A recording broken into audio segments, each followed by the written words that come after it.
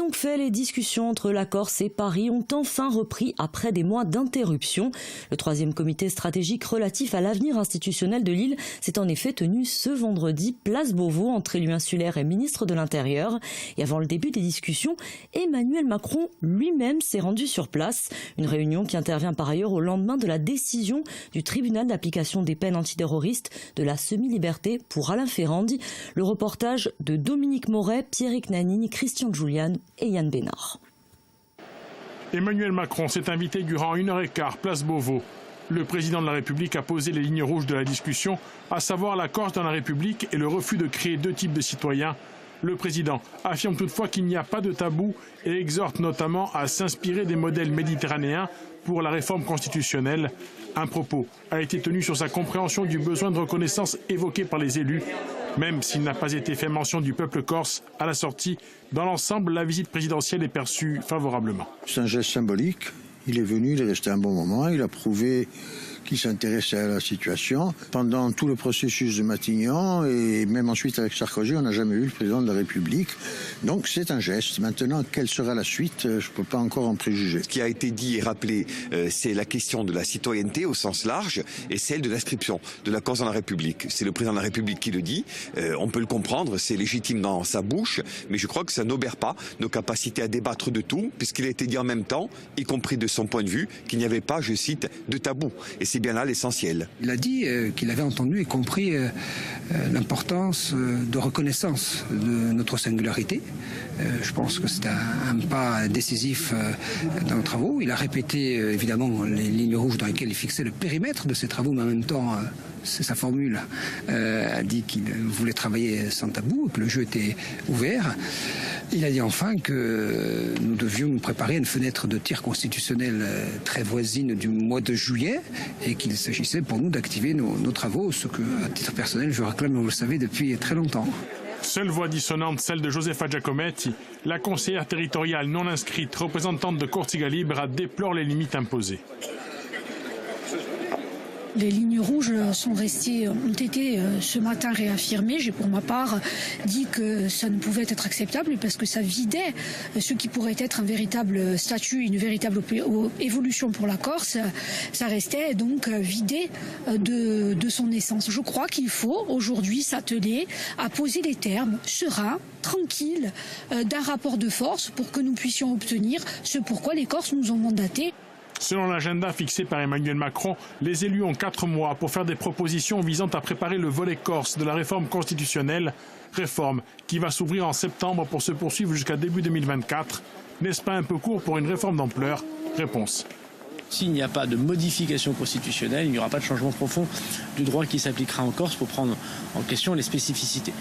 Moi, j'entends que la majorité nationaliste dit que ça fait 50 ans qu'on réfléchit à cette question. Donc, je crois qu'on n'est plus très très loin, à mon avis, désormais de connaître les propositions extrêmement concrètes. Moi, je veux dire aux Corses qui nous écoutent qu'ils auront sans doute à s'exprimer sur le projet que nous présenterons, enfin que présenteront les élus de la Corse. Puis après, il y aura un débat parlementaire à l'Assemblée, au Sénat, au Congrès. Donc, il y aura encore des modifications, voire des amendements. Donc non, c'est très ambitieux. Et je crois que ça répond à quelque chose qui est attendu depuis un demi-siècle. D'ici juillet, au moins 6 autres réunions thématiques vont devoir être fixées. Ce matin, après le départ d'Emmanuel Macron, la discussion a porté sur le foncier, le logement et l'urbanisme où un constat de la situation a été établi.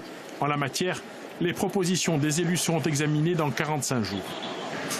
Et on parle toujours de cette réunion qui s'est tenue ce vendredi, place Beauvau. Réunion à l'issue de laquelle Pierrick Nanini, Christian Giuliano et Yann Bénard se sont entretenus avec le président de l'exécutif de Corse. Regardez. Oui, nous sommes en compagnie du président du Conseil exécutif de Corse, Gilles Simeoni. Bonsoir. Bonjour. Vous attendiez un geste fort de la part de l'État au plus haut sommet, justement. Donc, le président de la République, Emmanuel Macron, est venu ce matin. C'était une visite surprise. C'est un signe fort. Pour autant, il a réaffirmé 2 lignes rouges. La Corse dans la République et pas de type de catégorie de citoyens. En clair, est-ce qu'il ferme la porte au statut de résident que vous avez encore demandé hier à travers un texte et une conférence de presse? Non, la porte n'est pas du tout fermée. Reprenons les choses dans l'ordre. Hier, une décision pour Alain Ferrandi conforme à la justice. On attend que le délai d'appel suspensif expire dans les minutes à venir. Cette décision devrait donc devenir rapidement définitive. Aujourd'hui, un rendez-vous qui était fixé. Effectivement, à la venue du président de la République, plan symbolique et au plan politique, c'est extrêmement fort. Le président de la République a certes rappelé les 2 lignes rouges qu'il avait fixées, mais je lui ai répondu que personne, dans le cadre de ce processus, ne souhaitait discuter l'indépendance de la Corse, d'une part, et que d'autre part, il ne s'agissait pas de créer 2 catégories de citoyens, mais de voir comment les citoyens corses peuvent notamment accéder à un certain nombre de droits fondamentaux, parmi lesquels le droit à la terre, le droit au logement. Nous avons acté de discuter de tout. C'était le sens du texte que j'avais signé au lendemain de la venue du ministre Darmanin en mars dernier, un texte qui prévoyait effectivement des lignes rouges, mais qui réaffirmait que pour nous nationalistes, il y a un certain nombre de thèmes qui sont fondamentaux. La place de la langue corse, sa co-officialité, la notion de peuple corse. La notion de peuple corse, il a écarté aujourd'hui. Non, elle n'a pas été écartée. Nous avons dit que nous pensons qu'il existe un peuple corse. Il y a du côté du président de la République, et c'est normal, la volonté de réaffirmer les principes de la Constitution. Tout l'enjeu des discussions à venir sera d'être suffisamment inventif au plan politique et au plan juridique pour trouver des chemins et des points d'équilibre. Justement, les discussions à venir vont s'étaler désormais sur un calendrier de 4 mois. C'est le président de la République qui a fixé ce nouveau cadre. 4 mois pour parler autonomie. Est-ce que ça fait pas trop court? Est-ce qu'on va pas vers une réforme tout simplement?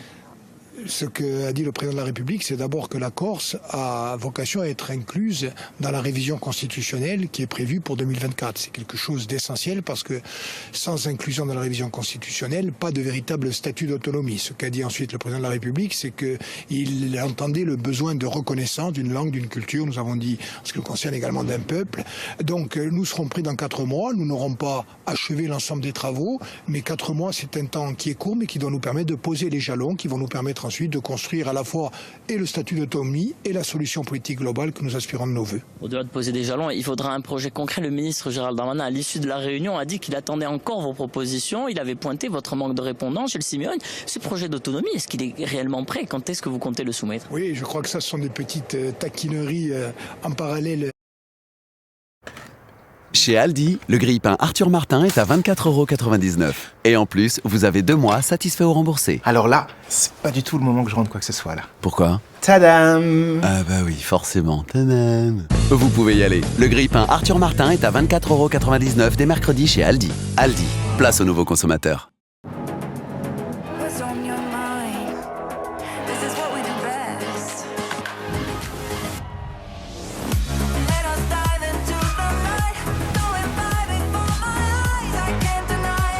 Vivez la liberté augmentée avec la nouvelle BMW iX1 100% électrique.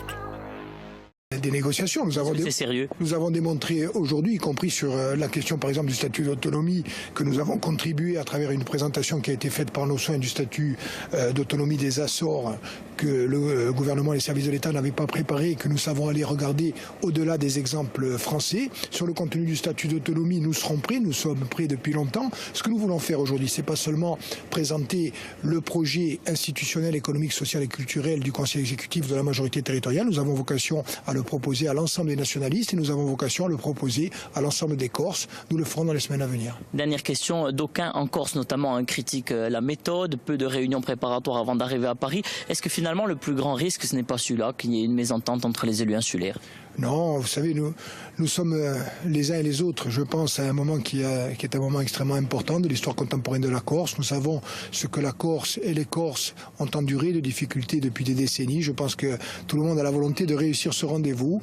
Nous saurons nous montrer à la hauteur. J'ai confiance en nous, j'ai confiance en les élus de la Corse et j'ai confiance dans le peuple corse. Merci Gilles Simeone. Notez que vous aurez un coup de fil dès lundi avec le ministre de l'Intérieur Gérald Darmanin.